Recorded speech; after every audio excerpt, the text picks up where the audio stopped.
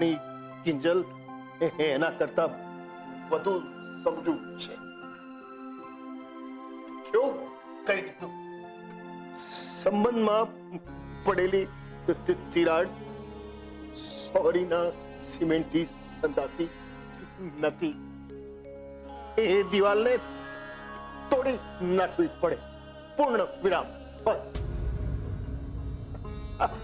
આટલી નાની ઉંમરમાં કિંજલ બધું સમજી ગઈ. એનો નિર્ણય બરાબર છે ને હું એની સાથે છું. હા. ગુલાબ, વીસી વાળા કાંતિભાઈ આવવાના છે. 5 લાખ મળી ગયાની રસીદ આપવા માટે. તો તું એમના માટે ખાસ ગુલાબ સ્પેશિયલ બનાવજે. હા, સારું. લે, કાંતિભાઈ આવી ગયા. પપ્પા, મોહનભાઈ, મસાલાવાળી ચા મળશે કે? અરે કાંતિભાઈ, આવો આવો આવો આવો. બેસો ને, બેસો બેસો બેસો. ગુલાબ, ચા લાવ્યો લાવ્યો. બોલવામાં તો ઘણો ફરક દેખાઈ રહ્યો છે.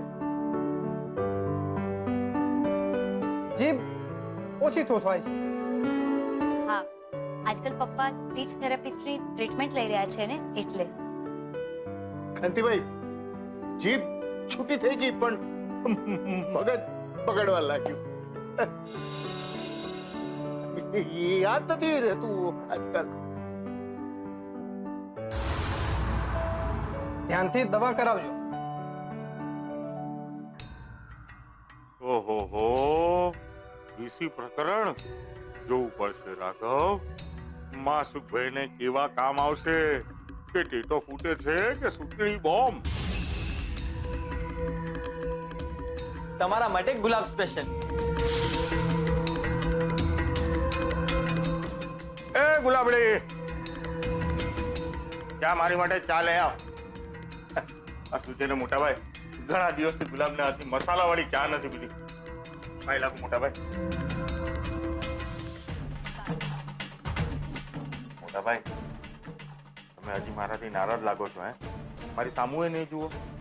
હે, પણ આમાં મારો શું વાંક છે? હે મોટા ભાઈ, મને એમ કહો, એક બાજુ ભીમજી અદા અને નાથ, એની સામે શું ચાલે મારી આટલી નાની જાત? હે, ઓ કાંતિભાઈ, તમે સમજાવો ને મારા મોટા ભાઈને. જુઓ, આ બધી તમારી અંગત વાતો છે. હું તો માત્ર વીસીનો હિસાબ જાણું.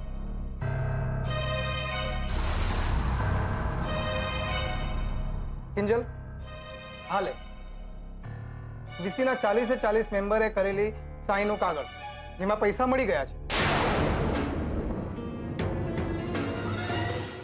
અને તમે 5 લાખ વીસીના ભરપાઈ કર્યા એની રસીદ. ભરાઈ ગયા પૂરા 5 લાખ? ક્યારે? કિંજલે પૈસા તો ક્યારના ચૂકી દીધા, પણ થોડી સહી સિક્કામાં વાર લાગી. અને હા કિંજલ, આ પેપર્સ બનાવ્યા છે ને, એનું બિલ છે. તો જરા વાંચીને સહી કરી દે.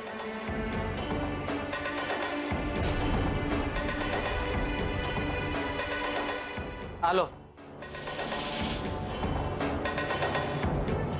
ઓહો, ગજબ કેવાય આ તો. અહીંયા મારા 5 ગયા અને આને 5 મળ્યા. અરે લાવી ક્યાંથી? અરે ઘરમાં આવી હોય તો કેવાય કે આ લઈ ગઈ, પણ લઈએ ગઈ હોય તો હતા તો એના જ ને. તો પૂછવું તો પડશે જ કે 5 નો મેળ કર્યો ક્યાંથી?